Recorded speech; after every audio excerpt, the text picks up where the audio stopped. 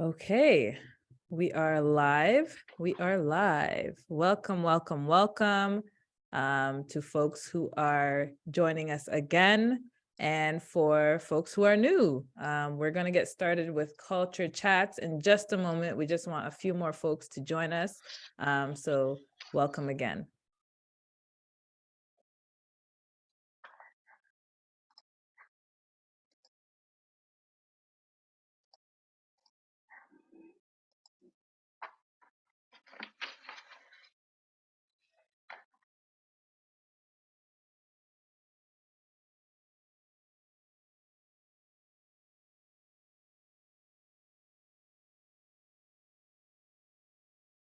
Okay, so we acknowledge that some folks are on their lunch period and others have other things to do after this. So we're going to start on time, but just a reminder that this is recorded, so you can watch it later on. And if you want to share it with other folks, you could do that as well. So again, my name is Dobijoki Bringi. I am the community manager here at Culture Check. Welcome back to Culture Chats. Thank you for those who are returning and for new folks who are joining us today. Before we begin, I always do an informal land acknowledgement. So I'd like to acknowledge the land that I'm currently situated on, which is I'm currently based in South Africa. And we acknowledge that there are Indigenous peoples everywhere. If you are on Turtle Island, I believe that whether you are a settler or a visitor, you have a duty to acknowledge the land and its original peoples. And I encourage you to do the same wherever you are globally.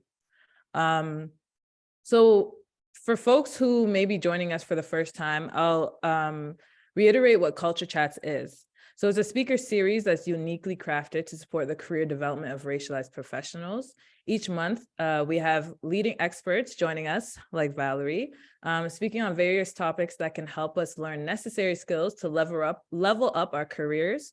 We encourage that, we recognize that professional development content usually excludes the context of racialized folks and our lived experiences. And so having this space is really to center us, and having experts who are also racialized that could offer feedback, resources, and new skills for us to take in.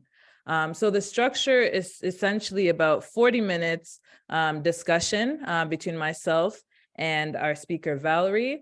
And then we allow about 15-20 minutes for Q&A. Now, if we can't answer all of the questions during the Q&A session, then we'll ask you to join our Slack channel, and Valerie will be answering those questions that we were unable to answer during the session over there. And if you look at the bottom, you'll see that there's a Q&A box. This is not a chat box. Please use it mindfully. So just ask your questions throughout the session, and we'll get to it at the end during the actual Q&A. So without further ado, let me welcome our speaker, Valerie. Valerie is a career practitioner, passionate about coaching young people along their career paths. Since 2018, Valerie has helped job seekers accelerate their career success by helping clients identify and embrace their unique skills, talents, and zones of genius with work that is aligned with their authentic selves.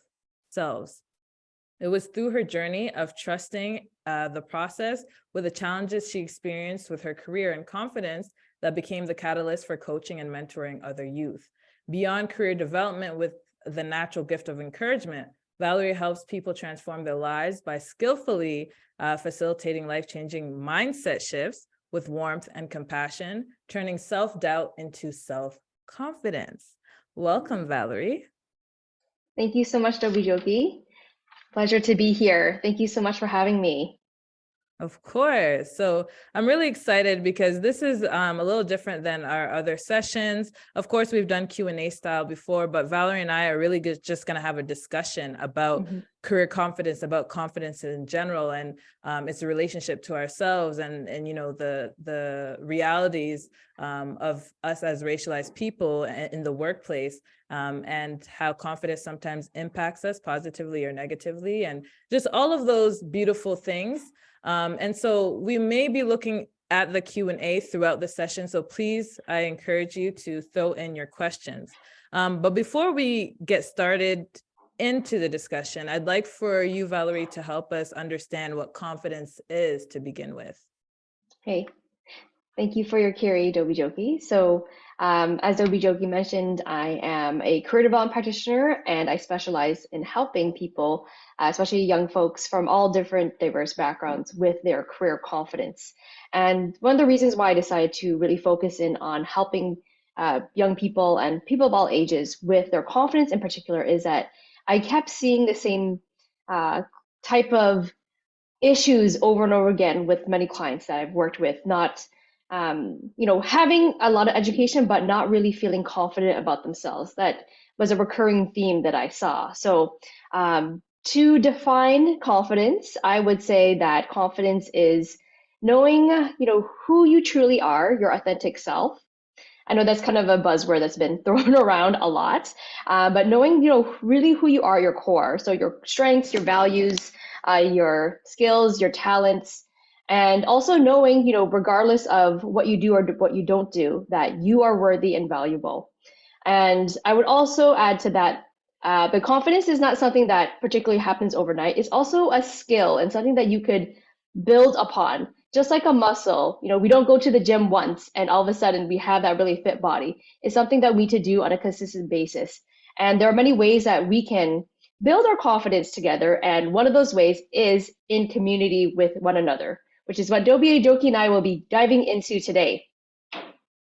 Awesome. Thank you. You're That was a welcome. beautiful definition and a great segue to us speaking a little bit more about what it means to have community and Mhm. how crucial and critical it is for us to engage with community to help our career growth and our confidence in Mhm. itself. So for you, you mentioned, I said it in your bio, Yes. through community, you have also, Mhm. built your confidence. So let's 100%. chat a little bit about what that means. So what's the importance of Sure. community? Yeah. Yeah. So why don't I take you a little bit back in time? Because I think it's important to know where someone is speaking from. It's important to know where they're coming from. So I'm going to take you a little bit back in time to a few years ago. Actually, more than a few years ago now, over 5, 6 years ago, I experienced a long period of unemployment. I had lived abroad for a couple of years, teaching English in South Korea, and I came home to some pretty hard family circumstances and also needing to reestablish my life here. And it was a really difficult time because, you know, just it was a huge life change, transitioning back into working and living in Canada and family dynamics again. And also, I didn't know what I could do with my skills, strengths, and talents. I didn't have any guidance or role models or mentors or coaches who specializes in career to guide me. So it was after, taking a period of time to recover from the burnout I was experiencing that I decided to reach out to community and started really engaging community again. And that's something I'd always been passionate about. Like ever since high school, I was always involved in community. And so that's the place that I also went again when I needed to start building my confidence. And so I started to attend events throughout the city of Toronto, where I'm from, that engaged youth in being involved in the community again. And it was there that I actually met who I didn't know at the time would be my future employer and my future career path. And knowing that I wanted to, get into work again, I'd been out of work for a long time, as mentioned. I decided, I really want to work and I wanted guidance this time. I wanted to get a job, but not just any job. I really wanted a career. So I decided to sign up for some community-based services at a nonprofit employment center in Toronto, and I met an amazing career development practitioner. And the rest is pretty much history there. It was through that amazing CDP that I joined a youth mentoring and networking program and in community with other young people who are also on their career paths, as well as meeting the amazing community of mentors who volunteer their time to guide us, that I really started to restore and build my confidence. I love that. And I love that you Thank took you. us back because um, regardless of where we are in our lives, I feel like Mhm. there's always a story that brings Yes, us to, to our current state and absolutely. allows us to really be grateful for where we are, Yes.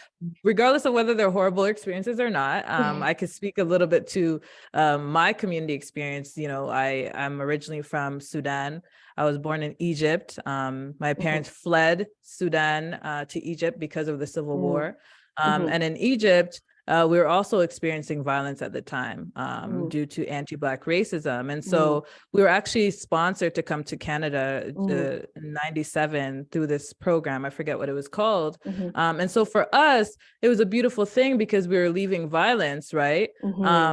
But then it was a challenging thing because we no longer had our community. So even though in Egypt we were still, it was challenging, we still had Sudanese community. And even though in Sudan we're running away because of the civil war, we still had community. So now we come to this new place and trying to figure out what community means now. How do we access this support? How do we, how do we relate to one another? Right. And I feel like that's part of how we build our sense of self, which is part of our confidence, because we have people that we relate to who could teach us, who encourage us. And so what I had to do at a young age is realize that I'm in this new place. Okay. And I do want to be successful because I know we didn't come to this country for no reason. And so how do I start building a sense of community? And so even with, friends in school or in the neighborhood that I lived in, I realized that we were developing something which would then encourage me to go on to become who I am today. Now, did I know that then? No. But now I realize it's because I then rebuilt a community in this new country that I was in. And so part of that as well, I think, when we talk about our growth in our careers, how do we take our lived experiences, right, and use it to support our career development and our career growth? Great question. Thank you so much, Dobijoki, for sharing all of that and your rich family history. Reminds me a lot of mine as well. Much like yourself and your family, my family also fled violence in the 1970s and the 1980s from the Vietnam War. My parents were the boat people. So we also were able to get sponsored to come to Canada and the US and needed to build our lives over again as well. And well, I would say thankfully for my cultural community, because we fled in a mass exodus, we did have a very large insular community that really supported one another. I would also say with that, yes, I had like that community, but being very, very insular and being from a very, I would say, very traditional cultural background, there was also a lot of limitations because much like many others who came from my cultural background, there were just very traditional expectations placed on us to be kind of like that doctor, lawyer, engineer. And a lot of that is not just because those professions have a lot of prestige, but also because of the survivalism, which we can also get into talking about today, about how, oftentimes as racialized people, as I can speak for myself, like as a first generation Canadian coming from a refugee background, that's something that I have to like constantly unlearn every day to help me boost my confidence, to be in that more abundant mentality. And so going back to your query about how do we, grow our careers, take our lived experiences and then translate that. I can definitely bring it back to community here. And I definitely don't think I could be where I am now if not for the people that were around me, who really were able to see those strengths and skills within me, give me the opportunity to also engage in community and give back. So, for example, when, in my first foray into the field, when I joined the youth mentoring and networking program, it was probably one of the first times that I attended a professional networking event. And this is, in my late 20s, growing up, as I mentioned, my parents are refugees. We didn't have a lot of professional networks. So it was through community-based organizations that provided these amazing opportunities for youth like myself, who come from diverse backgrounds, who may also be first generations, lacking professional networks, and therefore may have a very limited viewpoint of what careers can be. And with that, maybe not believing that we can actually use our skills and talents for something valuable because we don't know what's out there. So it was through, being able to gather with other young people, being able to gather with volunteers who are often, were just like ourselves, right? They were first generation Canadians. They had a lot of challenges as well with their careers. They were able to build it up and now they're giving back to the community. So I can't emphasize it enough. Like being around other people who really want to help, who really want to see you win, who want to impart their experience, made such a huge difference in my life as a youth that I actually decided to go back to school to become a career development practitioner because I love so much, what I was surrounded with, learning from these people. And I love being able to coach my fellow peers as well and helping them learn and grow because oftentimes when we're on our own, there's a saying, it's hard to read the label when you're in the jar. It's hard to see the picture when you're in the frame, right? And coming from a very collectivist background, I think many of our cultures, aside from Western cultures, there's a strong emphasis on collectiveness, right? Doesn't matter how old you are, right? The whole community will gather and rally around you to help you grow and develop, right? Growth and development is kind of seen as a group thing, right? And then being a hybrid person growing up in a very Western culture, which really emphasizes a lot of individuality and individualism, which if you think about it, individual is like in division two, right? I straddled both of those types of cultural beliefs and philosophies. And so, we may feel that, growing up in this Western culture, we have to do it on our own. I have to be independent. I have to show that I can do it myself. I don't rely on anybody. And that's seen as a very like positive thing. Um, we have heard of the saying self-made man, self-made person. But for me, what I truly believe is that it's really in the community where people are made, right? Where we grow, where we develop. And I can say I'm not a self-made person. I'm a community-made person. Over to you, Dobijoki. I love that.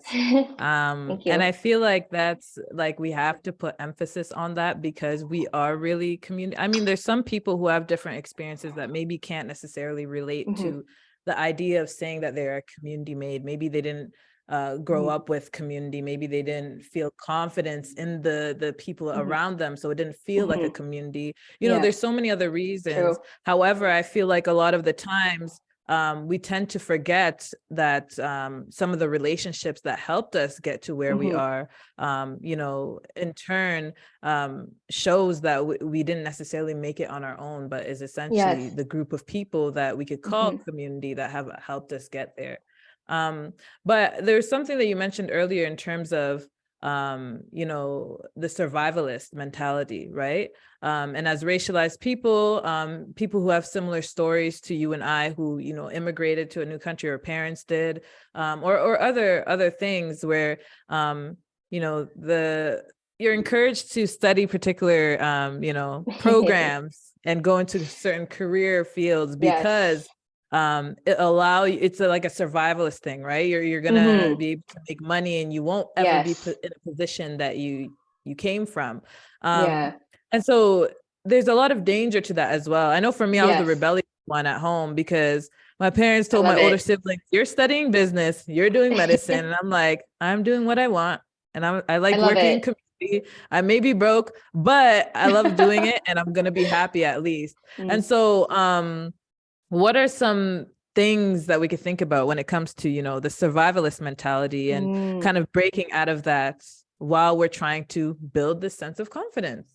Ooh, I love it. Thank you so much for bringing up this topic and thank you for sharing. I love that you are also a rebel. I also feel like I'm a black sheep of the family. I'm not that doctor, lawyer, engineer as well. And oftentimes I do feel, the first of my kind. Although there are a lot of other amazing, I identify as Asian Canadian. There are specifically Southeast Asian and Vietnamese Canadian. There are a few others from my cultural background out there in the coaching field as well. But I kind of feel like an anomaly. And also, it's a little scary as well, but also thrilling at the same time to kind of be the one that goes first. So, yes, go us Mavericks, right? The rebels that don't fit into society, because we're also the ones that create the change that we want to see in the world. So, yes, Mavericks unite. So, in terms of creating our own, I'm sorry, can you go back to it again? I got a little excited and went on a little tangent. Yeah, no worries. I Yeah. know I was talking about a survivalist mentality, right? Yes. Yes. Okay.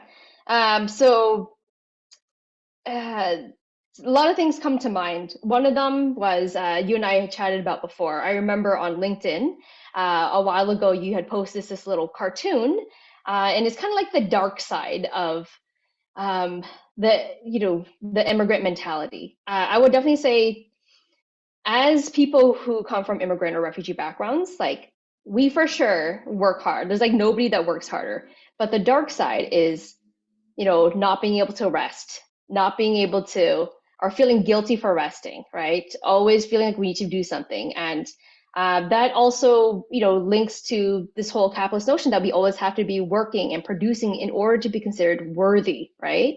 And under that kind of structure, when we're not working or we feel like we're not doing enough, we're always going to have this chip on our shoulder with our confidence, right?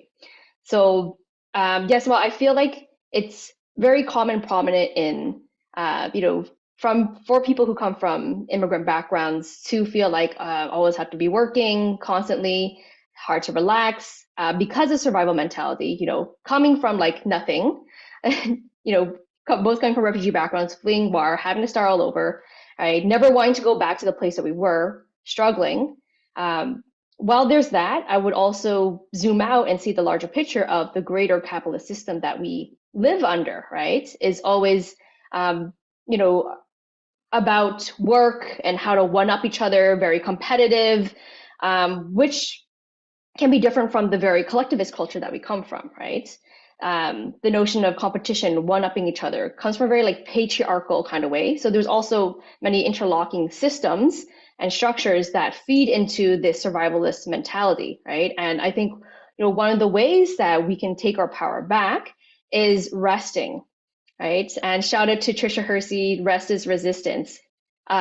Just started to listen to the audiobook. It's amazing. So if you haven't already read it or listened to it, love what Trisha talks about, how to reclaim our power through rest in a world that's always proliferating from our labor and that survivalist mentality.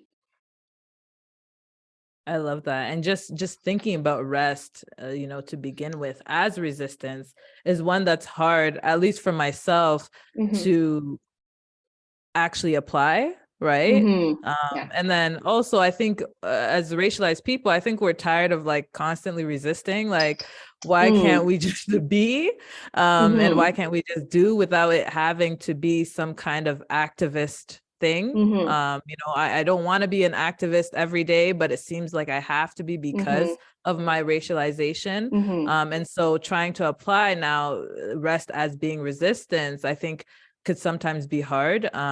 But it's something that we should do and try actively, and see ourselves as being worthy of rest. Because I think oftentimes that's something that that we don't realize as well, or don't apply to ourselves. Partially too, because we were talking about this whole, the focus is not necessarily on immigrants or refugees. I think we're just speaking on this because of our lived experience, but for folks who are listening in, you could relate it to anything else that you've been through. But I think this whole American dream thing is a part of it as well. What is the American dream? How do we achieve this American dream? And does that require for us, children of immigrants, to then say, let's shift what this idea of American dream is, and let's include rest as power. Let's include all of these other things that allow us to survive without having to fight for it, and allow us to do the work that we need to do in order to be part of this society. But that's just a thought that comes to mind, because I feel like we lack a lot of self-care as racialized people, and we try to implement these things. And you taught me, or you told me, in terms of self-care, that concept coming from activists. So I don't know if you want to touch on that a little bit, and then we could get into why self-care is so important. Thank you, Dobijoki. So from what I've heard briefly about self-care is that, of course, it's very trendy, it's popular, hashtag self-care, that's everywhere. But if we actually look at the origins of self-care, where that came from, it actually came from activist circles. I believe it was Black women who were, activists. And of course, that work is the work of constantly need to resist or be activist is very tiring and exhausting. So self-care, although, it kind of has been co-opted in the mainstream to mean like, caring for yourself, bubble baths and whatever, it really came from a very deep place of caring for ourselves, filling up our own cups to be able to give back to community. as activists. Exactly, which is kind of the foundation of what we're talking about. It always goes back to giving to community, and when we give to community, we also benefit from community. And so it's Oh, this yes. exchange that requires self-care, that requires rest, that requires all of these beautiful things. And that's part of how we build our confidence. I think maybe we could also include confidence as knowing that it's okay to not always be okay, right? And Exactly. being able to still know that you're capable. And so part of that as well, like what I mentioned in terms of it being hard to actually rest and all of these things, comes from sometimes feeling like a imposter in certain spaces. So I have to work a million times harder Yes. because I'm not supposed to be here. So why would I rest? And why would I? So when it comes to Yeah. imposter syndrome, how do we kind of combat that while trying to build a sense of confidence in the workplace? Thank you for bringing that up. Good old imposter syndrome, such a buzzy topic. Lots of things come to mind. So one of them is imposter syndrome. We often think that it could be a product of our own personal psychology, which it could be as well. And to loosely define imposter syndrome, it's like that feeling that I'm a fraud, I don't really belong here, right? I just got lucky. When it's actually that, no, you are very qualified and you do belong there, but there may be reasons, personal reasons from your personal history that imposter syndrome can stem from, but also, as you mentioned, Dobijoki, being, for example, the only one, being that racialized person, not seeing anyone that looks like you, right? Feeling like you don't belong in that space, being in a space that's not necessarily designed for, for you or other people who maybe don't fit into the molds of, the social, whatever, dominant society's norm can also bring up those feelings of imposter syndrome. So like you said, you may feel like you constantly have to prove yourself, to prove that you belong there, which is also extremely exhausting. And in that case, I'm going to bring it back to our conversation about self-care. When you're experiencing, that imposter syndrome, trying to grind hard, experiencing trauma, right? And I think this is where self-care really can go off the rails, right? To say to somebody who's experiencing deep trauma in the workplace environment and outside of the workplace environment, you need to self-care. You need to take care of yourself. Is for me violence, right? It is just so this acknowledges the greater structures, the greater violence that is taking place that are causing those types of thoughts and feelings and grief and trauma, right? And when I bring it back to community care, there is a saying I saw, maybe you've also seen it as well, circulating in social media. Shouting self-care at people who really need community care is how we fail people, right? So, which brings me to the point of moving away from self-care, which of course is very important, and moving towards community care, right? Being surrounded by people who really understand. For example, this community right here, Culture Check, is amazing, right? Being that community where if you know, there's no need to explain yourself. It's a safe space for, racialized folks who may be experiencing things that only racialized folks would experience in the workplace. It's a place where you can gather and really come together and receive that support that is not only going to come from our own selves, right? But coming from a community of people who really care and just get it and want to help see you grow and make that difference together in the world. I love that. And I think naturally we experience community care, but don't necessarily articulate it that way. Or naturally we see ourselves being situated within community and have this beautiful feeling, but then we separate it from self-care. But I think that goes hand in hand. For me, taking care of myself is being around people that I love, being around the community that I love, right? I see, my family as being a community. I see my group of friends as being a community. honestly, sometimes coming to work, although nowadays, like there's this whole thing about millennials or, the generation after us hate going to work. But like for me, sometimes I'm like, I can't wait to get to work because I learned so much from the people that I work with. And Oh, that feels like a community where I get to grow as well. And so there's so much power in connecting and being around people. And by mm, nature, as human beings, we're supposed to be mm. surrounded by one Yeah, another. Um, absolutely. and so I think for another question that I would Mhm. ask, like, how do we still build a sense of self while recognizing the need for community? Mm. It's a really interesting question. So it just makes me think of like my own experience, my own upbringing. I shared that, coming from a Southeast Asian background, it's a very collectivist culture. And so, growing up, I had to reckon with straddling, two cultures as a hybrid person. Like I was born and raised in Toronto, where I still live, and I, my parents, and several generations before, they're all from the homeland, and the cultures are very, very different. And growing up, I really felt that almost like a tug of war between like, okay, do I follow what you know my parents and my community really has instilled in me. And then also feeling really suffocated as well because of it's very collectivism and people like care about what people think. And I felt kind of, suffocated and it's very overbearing.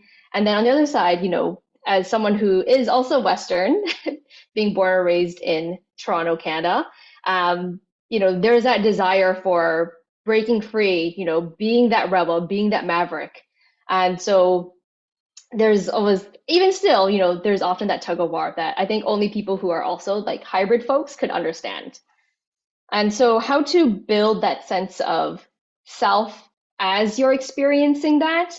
It's a question that I still, I still ask myself. But bringing it back to the community, being amongst people who get it is one of the ways that I can being around people who can relate is one way that I can build that sense of self. Being around people um, who are also the hybrid, where I don't have to pick and choose. I can be that individual, but also part of a community, like speak like my cultural community, or even a larger community. I mean, all of us are multifaceted. We're all part of so many different communities.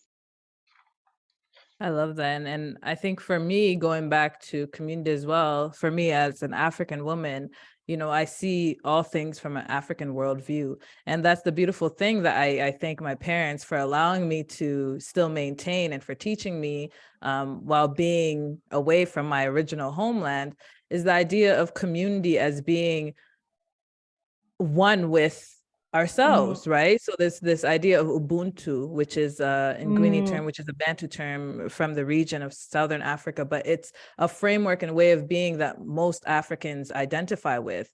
I am who I am because of those mm, around me, right? So mm, there's no way I could be who I was if it wasn't for me mhm, experiencing what I have experienced with other humans around me. And so mhm, now, whether these are positive or negative experiences, these have also shaped me to be who I am mhm, today. And so there's so much power in being situated amongst other people because of these learning experiences. And so for me, to answer that question, I think I'm able to build a sense of self by seeing my relationship with other people mm, and learning from, those who are in close proximity to me.